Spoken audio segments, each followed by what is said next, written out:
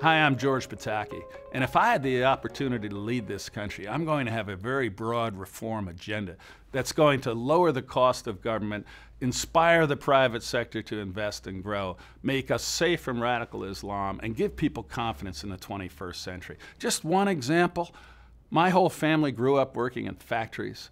During college, I worked in a factory over Christmas and summer vacation. They moved out of America.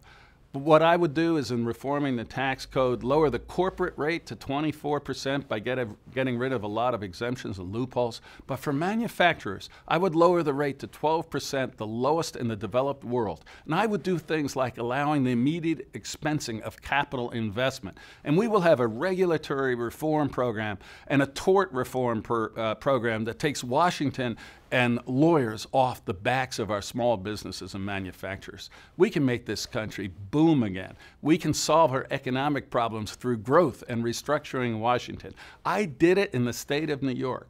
As a conservative Republican in a state with 3 million more Democrats, I know I can do that in Washington.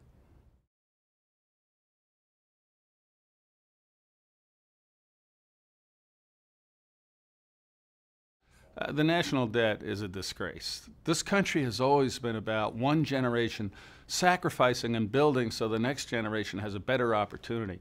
But for the first time, we see a generation stealing from the future so they can buy off political constituencies and live beyond our means today. First, I would throw out the tax code.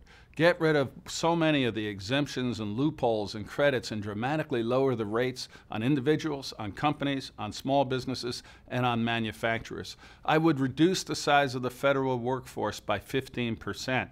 Now, people are going to say, oh, you can't do that. When I left as governor of New York, our workforce was more than 15% smaller, and we were able to turn deficits into surpluses, and we had the highest credit rating ever. We're going to reform entitlements and get people off entitlements and into opportunity and jobs. One example, I would block grant Medicaid to the states. The healthcare system in Iowa is not the same as the healthcare system in New York, and yet we're micromanaged in our Medicaid programs from Washington. We stop that, we can reduce the cost of Medicaid by 12%. Entitlement reform, reducing the size of the workforce in Washington, reforming the tax code, lowering the rates, growing the economy. We won't just balance the budget, we will grow the economy to the point where we are running surpluses.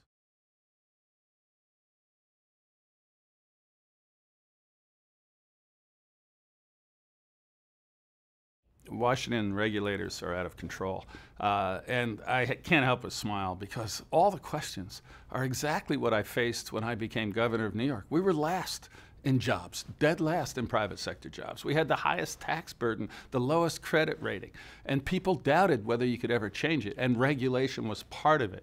One of the things I did day one was create an Office of Regulatory Reform, where no agency could impose a new regulation without sending the justification and a cost-benefit analysis to that authority. We prevented rogue agencies like the EPA in Washington today from just imposing regulation after regulation that kills business, particularly small business. We also gave them the authority to go back and modify or reform or repeal existing regulations, and they repealed or modified over 3,000 job-killing regulations. We're going to stop the regulatory harassment from Washington. We're not just going to stop it, we're going to reverse it, because I know it is one of the greatest impediments to economic growth in this country.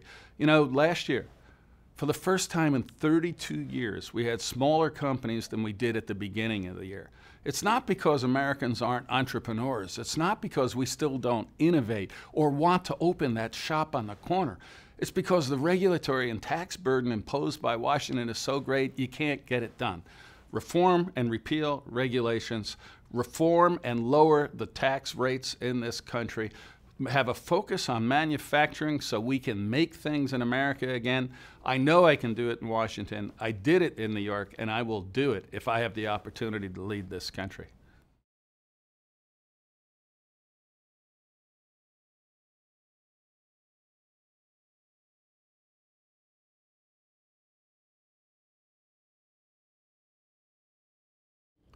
We have to do three things. And first of all, we have to be able to make things in America. And I'll just tell you another story. Right now, in upstate New York, there is over $20 billion in private sector investment in computer chip manufacturing factories.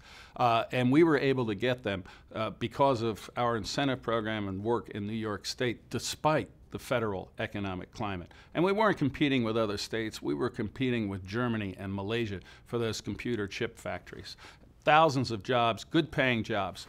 And the workforce was critical. And we did three things. First of all, you want to have higher education, colleges that work with the business community in that region. So as an example, at the State University of Albany, we began offering the first undergraduate degree, Bachelor of Science in Nanotechnology, so that we would have the nanotechnology college graduates to fill the technological spaces in these computer chip plants.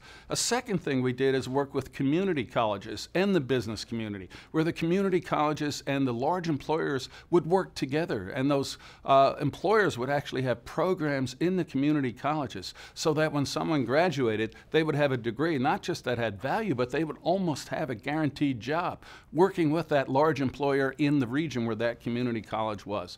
The third thing we have to do is elevate the respect and recognition of the building trades, the trades in America. You know, carpenters, electricians, plumbers, welders, steam fitters. These are great paying positions. And a year ago, I was walking the floor of one of those computer chip factories, and the computer science programmers were making somewhere 45 to 65,000. The carpenters, electricians, plumbers were making 60 to 120,000. So you work to elevate the trades and have more practical skills. You connect the community colleges with employers in the region. You have undergraduate and graduate college degrees that are relevant to industries that either are in the region or you're looking to attract. This is what America can do. We can outcompete anyone if we get government out of the way and government regulation and taxes off the burden of the American entrepreneur.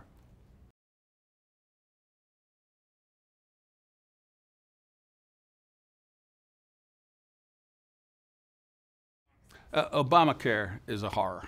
And I knew that when they were trying to enact it. In fact, led a group that tried to prevent it and then to defeat those who voted for it, because I knew that the idea that you could keep your health care plan or that it was not going to hurt the economy was completely bogus. I would repeal Obamacare, but I would replace it with patient-centric, privately marketed policies that provide good quality health care to low-income working Americans. Again, this is something I did before Obamacare. When I talked earlier about having over 1 million fewer people on welfare, part of it was to change the paradigm where a low-income person thinking about getting that first $8, $9, $10 an hour job looks at their economic benefit. And if they're on welfare, health care is provided through Medicaid. They don't have to worry about what happens to their kid during the day if they're not in school because they're home. So what we did is we put in place 2 new health care programs. Family Health New York, where the state of New York sponsored a program, privately marketed, where private insurance companies would sign up low-income working adults above the Medicaid level, and you could get insurance for something like $6 to $8 a month if you were earning $20, $22, $24, $26,000 a year. So we filled that gap. Also, small businesses and entrepreneurs, or someone who worked in a business that didn't offer health care, was trapped out of the market. So we created a program, Healthy New York, and we had hundreds of thousands of small businesses and employees of small businesses pool together and get very low-cost quality health care. And both of these we supported by the state's tobacco revenues. The Healthy New York program became rated so highly that we didn't need to subsidize it at all. It worked. They were both wiped out when Obamacare came in. One of the reasons we're not growing the economy the way we should is there are between 6 and 8 million Americans who are working less than 30 hours a week, not because they want to, but because Obamacare forces their employer to keep them under that 30-hour threshold. There are also many companies, and I know some, that don't don't just grow beyond 50, but I know of companies that had 60 or 70 that went down to 49 to avoid being under Obamacare. Repeal Obamacare, put in place market-driven opportunities for workers who otherwise wouldn't have access to health care, reform our tort system. The junk lawsuits against manufacturers, against hospitals, against doctors are hideously driving up costs and reducing economic growth and opportunity in this country. We can change that, and we will have a far better health care system. We won't have these spiraling costs and $5,000 deductibles, and we will have more jobs and a stronger economy.